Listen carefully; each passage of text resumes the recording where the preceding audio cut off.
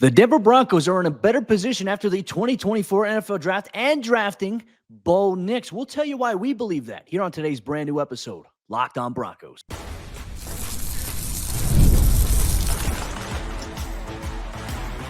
You are Locked On Broncos, your daily Denver Broncos podcast. Part of the Locked On Podcast Network, your team every day. Broncos Country, what's happening? Welcome into a brand new episode of Locked On Broncos, your daily Denver Broncos podcast, part of the Locked On Podcast Network, your team every day. Thank you once again to everybody in Broncos Country, all the everydayers out there who make us your first listen of the day every single day. If you're a brand new viewer or listener here of the show, make sure you hit that subscribe or that follow button so you never miss out on what's going on with your favorite team every single day, all year long, because for the true fan, there is never an offseason. I'm Cody Roark. I'm a reporter for Mile High Sports. I cover the Broncos daily in person in Dove Valley, joined alongside, as always, by Sayre Bedinger, site expert over there at predominantlyorange.com, where you can check out his daily written work. Today's episode is brought to you by FanDuel. Make every moment more. And right now, new customers get $150 in bonus bets with any winning $5 bet. That's $150 with any winning $5 bet.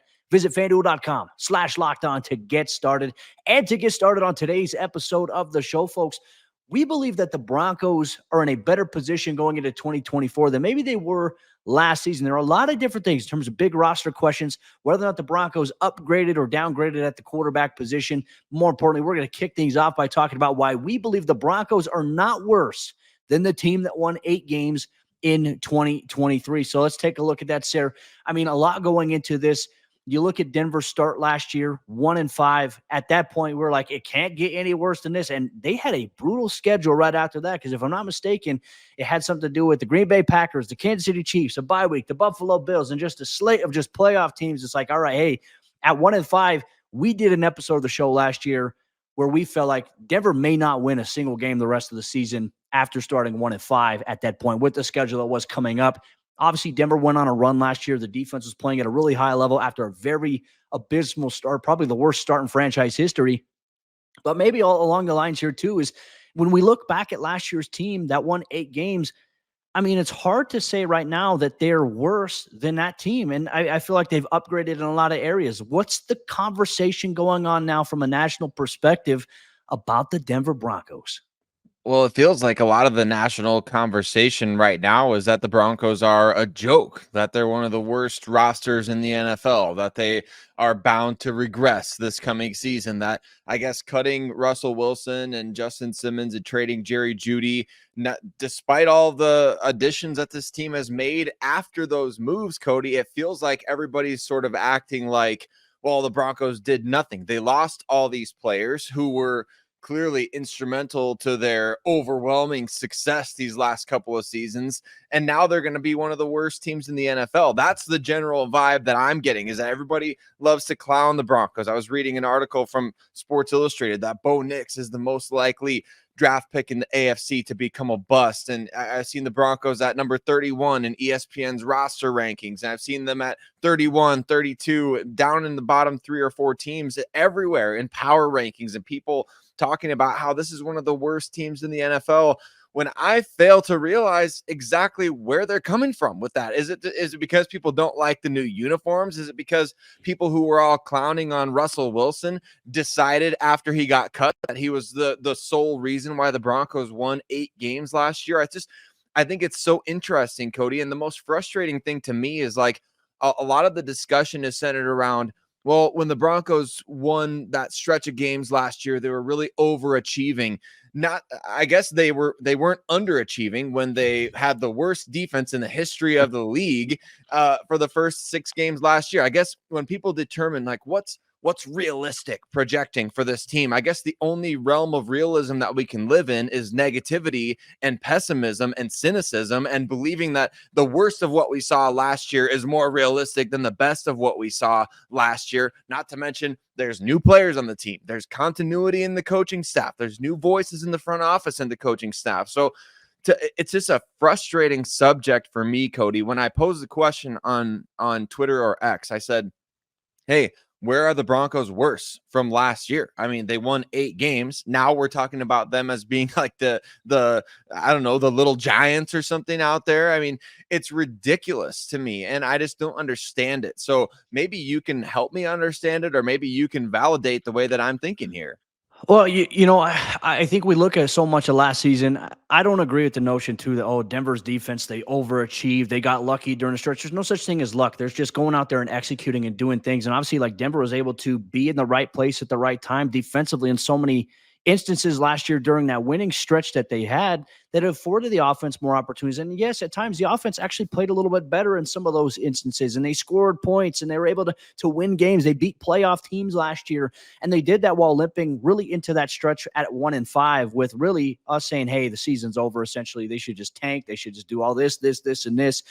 I agree with you. Look, I think you can maybe make an argument. You look at quarterback, that's questionable, right? Because obviously, look, Russ played better last year. Did he play his greatest? No, but he played better than what the Broncos have had at quarterback since Trevor Siemian back in 2016. And then you look at, okay, Jerry Jeudy, you brought him up. I think Denver's gotten better at wide receiver. I'll be honest with you. I think, you have Cortland Sutton still on the roster, Tim Patrick coming back. You add Josh Reynolds, who's a role player. You have Marvin Mims, who's going to have a more feature role. And then you go and you add Troy Franklin. I think Denver's in a better overall spot right now at wide receiver. And look, Jerry got the bag in Cleveland. We're happy for him. It just didn't work out in Denver.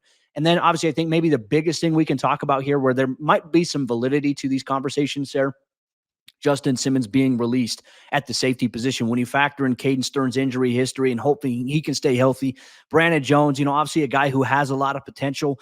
We don't know where the safety position, if that's going to be better this year or not. I think that's up for debate, and we'll dive a little bit deeper into that here on today's episode of the show. But overall, if this team, as bad as they were last year, roster-wise, however many people, whatever many people think, were able to get themselves to 8 wins. And look, there were a few games last year as well where if they would have played just a smidge better, Denver's in the playoffs. And we're not talking about like the 31st ranked, offense or, whatever it may be, or like power rankings and things like that. I think Denver has gotten better. But I will say this, the rest of the AFC itself has also gotten really, really good. It is the cream of the crop, in my opinion, in the entire National Football League in terms of overall toughness from, on a rating scale. You have some powerhouses inside the NFC, but I think the AFC as a conference in general is drastically tougher than the NFC right now. And that makes the Broncos climb back up a lot more difficult. But I do think that they are better than, at least right now, than what they were last year on paper going into the season. I think Denver can win more than 8 games. The question is, can they? I mean, the schedule's coming up here soon. We know that their opponent slate is going to be very difficult.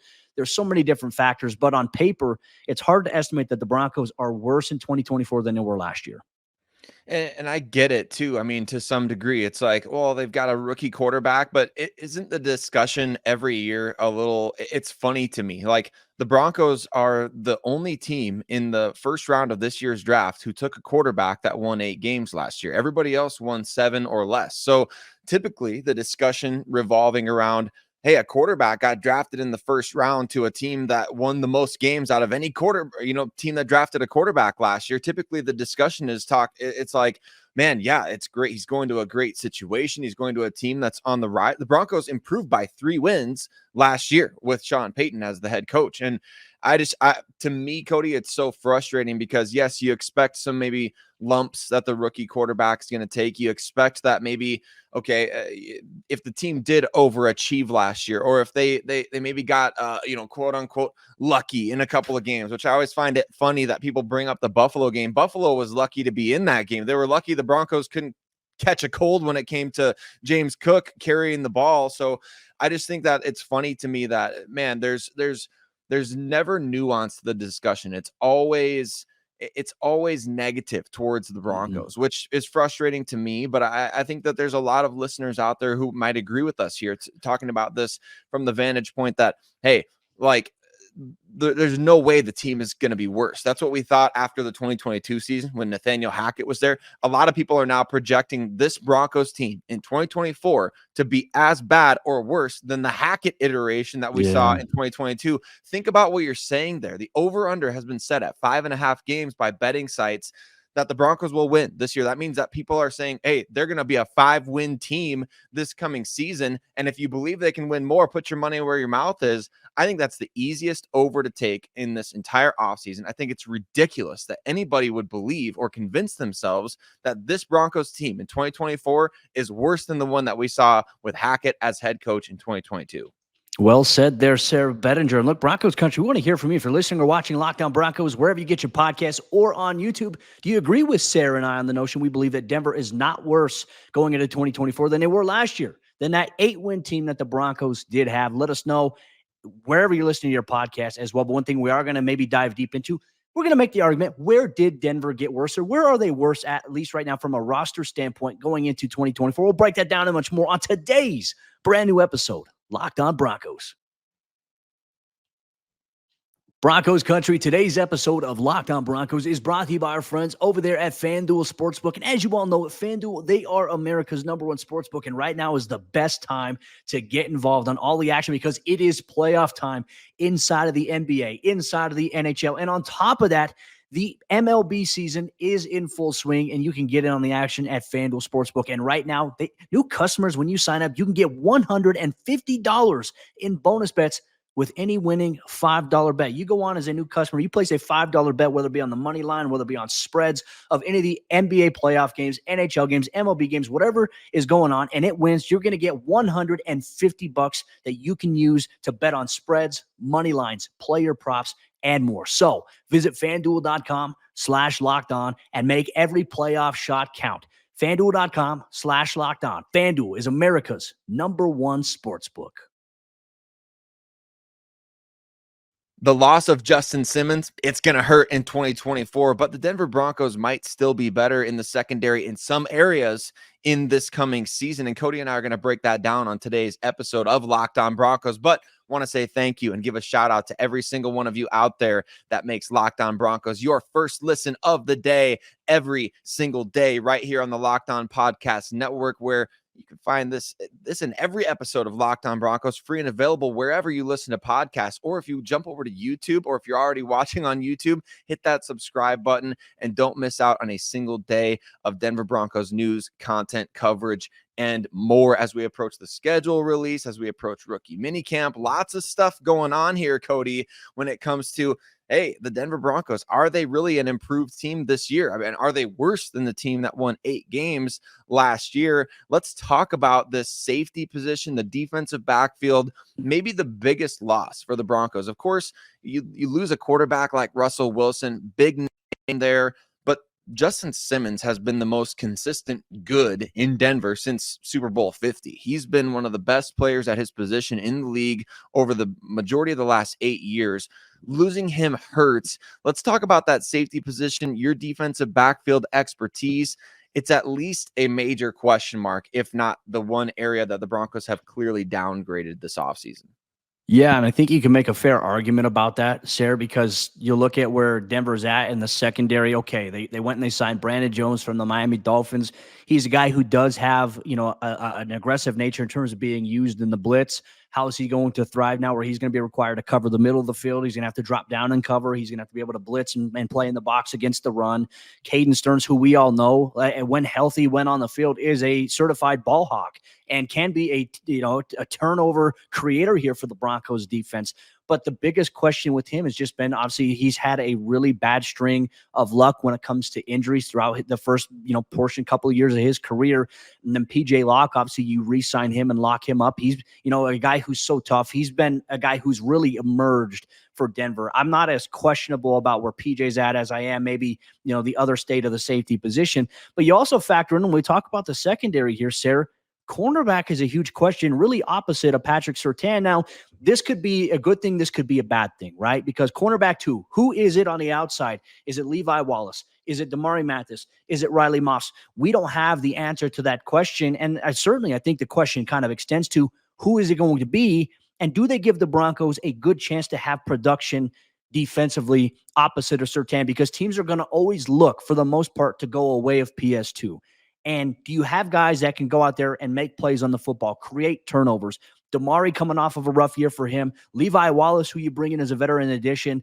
also coming off probably the worst year of his career in the National Football League. And he was part of the NFL's #1 defense last year. And then you have Riley Moss, who we're all excited about. You traded up to get him in the 3rd round a couple years ago in the draft. And, last year he didn't get to play as much defensively as you would have liked him to see. So right now that's just a big question mark. And because it's a question mark, I think it leads to a lot of things like, okay, maybe Denver is worse right now going into the season at that, in the secondary defensive back in totality versus where they were last year. I think that's a fair argument to make. But I would also say this as well, Sayre. I feel like inside linebacker right now might be a position where I am probably more concerned than anything else about where Denver is good or not. I have a lot of concerns about that next to Alex Singleton. We don't know who that guy's going to be, and there are some options. And to be honest with you, I don't know if they're the greatest options that, right now, based on proven sample size, we have no idea what that's going to look like in terms of replacing Josie Jewell. Yeah, it feels like a bit of projecting there, similar to what we've kind of been doing at this position group the last couple of years, right? I mean, 2 years ago, it was who's going to start next to Josie, and it was maybe Jonas Griffith or maybe Alex Singleton. And we were not exactly excited about the option of Alex Singleton at that time because, well, he got less guaranteed money than a 6th-round draft pick. So it was a little concerning at that time. But now you factor in Cody Barton, maybe last year's 3rd-round pick, Drew Sanders, Jonas Griffith, if he can stay healthy.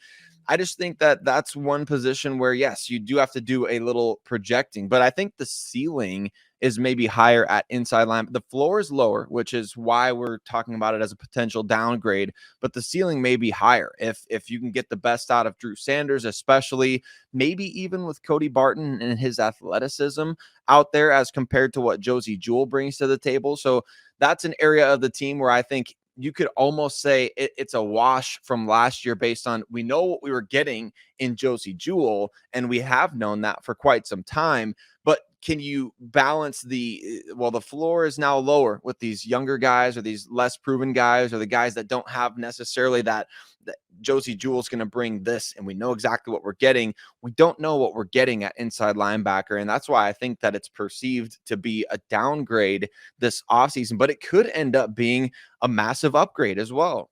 And I think when we have this conversation too, and obviously fans are more than welcome to get involved in the conversation if you're listening wherever you get your podcast or if you're watching us on YouTube. This is where we really want to hear from you as well. You can also interact with us on social media at Cody Roark NFL, at Sayre Bedinger. I'm on Twitter or X, whatever they call it these days, and Threads. But I also think at the same point too, like you look at it on paper, right? We have a certain feeling, right? This goes back to the whole projection thing that you brought up.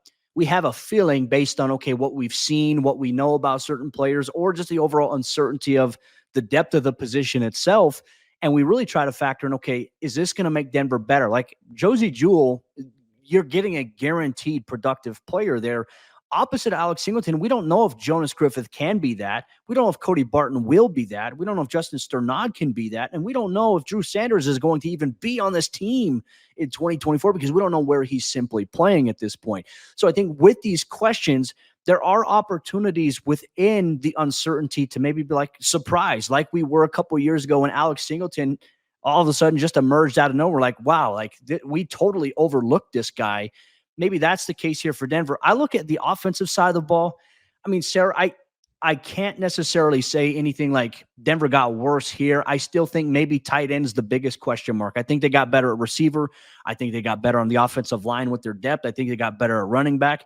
Make the argument here in a minute. I think they got better at quarterback overall here. But then aside from that, really, it's tight end is kind of the same. It's kind of what it was last year. And you're really banking on the fact now that you hope that Greg Dulcich can stay healthy. So I kind of going to the point where we believe that the Broncos are going to be better in 2024 than they were in 2023. I think there are a lot of supporting elements to how this roster is currently constructed that give us a little bit of credence to say that is a valid take from you, Cody and Sayre. But we'll see how that, pans out. And obviously Broncos country, we want to hear from you, but we're also going to dive a little bit deeper into this conversation. Where do we feel like the Broncos got better this offseason from the roster standpoint that will make them better in 2024 than they were in 2023? You're going to get that on today's episode, Locked On Broncos.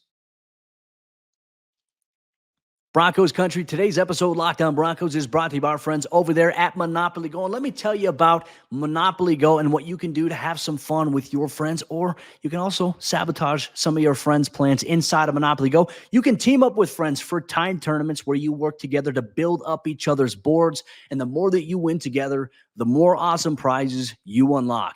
And there's so much to get, so much that you can unlock, like unique stickers, which you can trade with friends to complete albums for big prizes. There's also cool new playing pieces that you can travel the boards with, and you can receive hilarious emojis that you can use for taunting friends when you smash their buildings or you heist their vaults. Plus, Monopoly Go, it feels new and exciting every day with constantly changing tournaments and challenges. A ton include their own unique mini games like digging for treasure, or they have a robot pachinko machine. And there's always new timed events that help you win big, like massive multipliers for everything that you win, or they have things called rent frenzies. There's always something fun to discover in Monopoly Go. So get off the bench and go now, download it now for free on the Google Play or the App Store. Once again, Monopoly Go, you can get it for free now on Google Play or the App Store. Game on with Monopoly Go.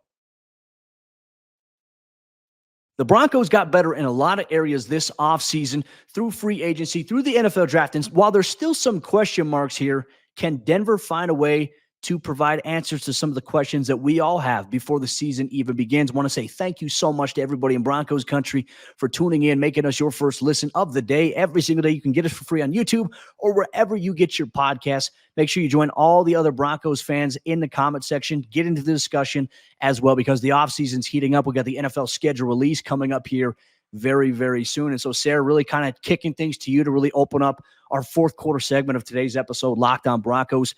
Where, in your opinion, do you feel like the Broncos got better here this offseason that gives them an advantage maybe going into 2024? Well, let's start off with a flaming hot take that the Broncos got better at quarterback. I mean, let's be real about it. You and I talked about for the last 2 years, we had to not necessarily justify Russell Wilson's play. I mean, I think you and I were fair in evaluating what he did well and the times that he failed the team. I feel like we definitely pointed those things out on this show, especially in the heat of the moment after the games, where you're going to get the most raw expression of how I feel about the Broncos without really thinking much about it or thinking twice. It's just kind of the raw feeling. So here's where I feel the Broncos got better at the quarterback position. You've now got somebody that he can operate every aspect of Sean Payton's offense. He's going to be able to get rid of the ball quickly. He doesn't take sacks. We know that there's an element to playing quarterback in the NFL that when you're a rookie coming in, obviously the speed is different. Everything is way different. But with Russell Wilson under center, we know what Sean Payton had said when he was working at Fox, that if you're going to get Russell Wilson right, you got to play his greatest hits, which means you've got to let him play out of structure. You've got to allow him to do the things that he's always done best: running around, making plays with the ball, keeping his eyes downfield, throwing the ball vertically. The Broncos were able to do that at times, and it's a big reason why they did win 8 games last year. But when you look at the whole of the season, it's the what did we call it during the year, Cody, when we were talking about the Broncos trying to find a bread and butter in the passing game? There was no like week to week, you can rely on this. I mean, I guess bread and butter, for lack of a better term. Formula. There was no week form. Yeah, there was no true formula at the quarterback position. And I think you now have that with Bo Nix or even Jarrett Stidham I know the offense didn't take a astronomical step forward, but we did see elements of the offense that were missing with Russ when Jarrett came into the mix. So I think it's an upgrade overall. The Broncos were bottom 10 last year in percentage of passing plays that went for a first down. I think that that's going to be a huge difference in 2024. And I think if the Broncos have better operation from the quarterback position where they're getting the ball out quickly, you're seeing accurate throws, you're seeing some, a couple of shots, but you have a run game to complement that. And let's say your defense is playing better. I think the Denver is in an overall better situation from an operation standpoint, from a roster construction standpoint, and how they maybe even plan to game plan against opposing teams than they really were last year. And it didn't seem like, from a consistent basis last year, that, okay, Denver had something that was like, as you mentioned, their bread and butter, the formula. They would go away from some of the things that were working. And that was a little frustrating. And I think you and I did several shows where like, wait, like this has been something that's been good for them. They've been having some success with this, but then they don't do it. They go away from it. Not sure what the reason was for that, whether that's a team adjusting or Denver failing to counter adjust at that point. But I do agree with you. I think that you can make the argument here that if Nix can come into the fray here and do things that Sean Payton wants better than what Russ did, that they will be better. And if they have the run game, the defense to kind of support that, I think that it's easy. I think it's an easy yes to be able to say that. Now, I'll also say this as well. What bodes well to maybe Bo and obviously the quarterback position being upgraded here is I think that wide receiver got stronger for them. Now, I think so much of this position and our outlook and stance on this is going to be contingent upon player health. Cortland Sutton, he's battled some injuries throughout his career. Obviously, coming off of a great year last year, will he still be on the team? Will he report? Will they get a contract extension done with him?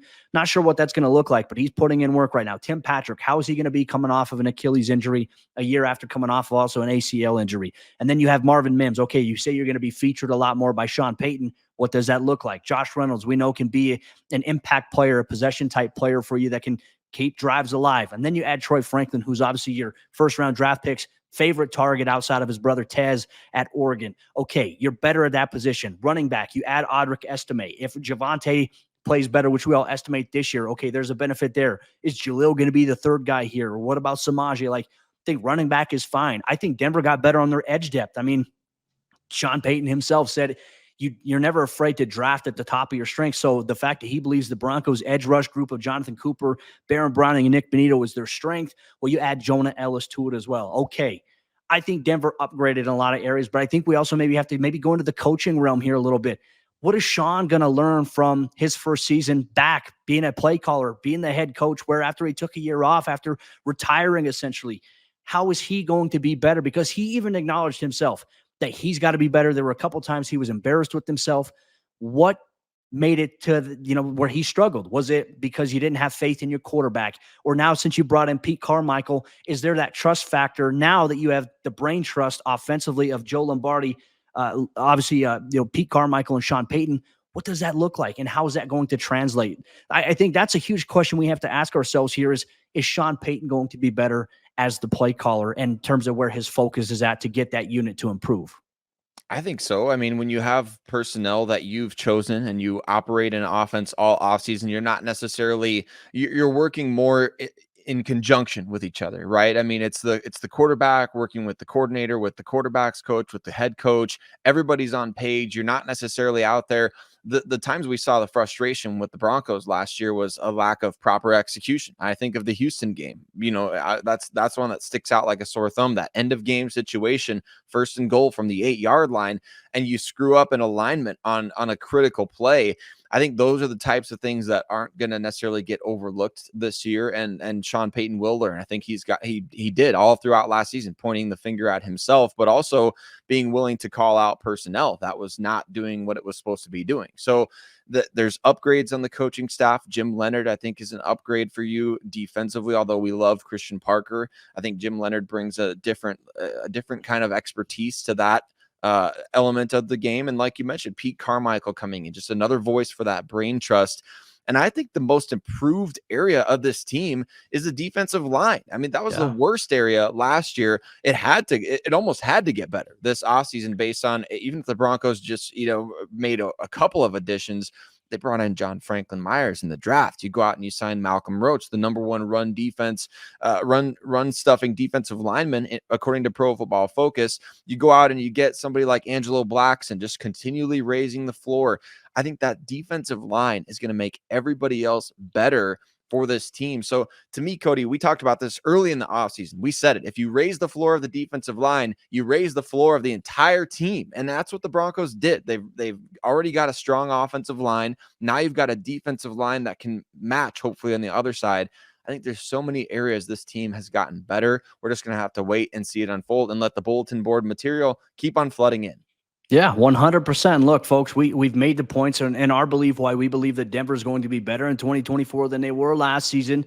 With that said, there's so many different things that have to go well for Denver in order for them to win more games, to be able to achieve that type of success. And that's the greatest question. As Sayre said, we're going to have to wait and see, but we outlined it for you here. We want to know how you feel, how you think about this on today's episode of Locked On Broncos. Make sure you let us know on social media, wherever you get your podcast, or you can get in the YouTube comments as well to share your thoughts, your analysis, and your discussion with us and with other members of Broncos Country. But with that said, Broncos Country, there's a lot going on right now. We don't know when the official NFL schedule release is going to be, but one thing we are going to do, we're going to predict what the Broncos schedule is going to be, just as a fun exercise, and we want you to join us along on tomorrow's brand new episode of Locked On Broncos. We'll see you then.